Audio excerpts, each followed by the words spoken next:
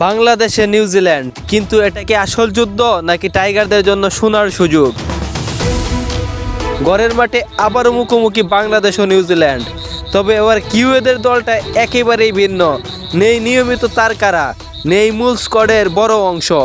Tom লাথামের নেতৃত্বে তরুণ আর অনভিজ্ঞ দল নিয়েই লড়াইয়ে নেমেছে নিউজিল্যান্ড। অন্যদিকে বাংলাদেশ মানেই ঘরের মাঠে ভয়ঙ্কর এক দল। ইতিহাস বলছে শক্তিশালী নিউজিল্যান্ডকেও একাধিকবার বাংলা ওয়াশ করেছে বাংলার টাইগাররা।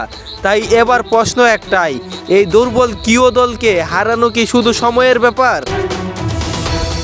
তবে এখানেই টুইস্ট। কোচ ফিল সিমন্স সতর্ক করে দিয়েছেন নিউজিল্যান্ডকে, হালকা বাবার ভুল করলে বিপদ হতে পারে। তরুণ দল হলেও চমক দেওয়ার ক্ষমতা আছে তাদের। সব নজর এখন মেহেদী হাসান মিরাজের দলের দিকে।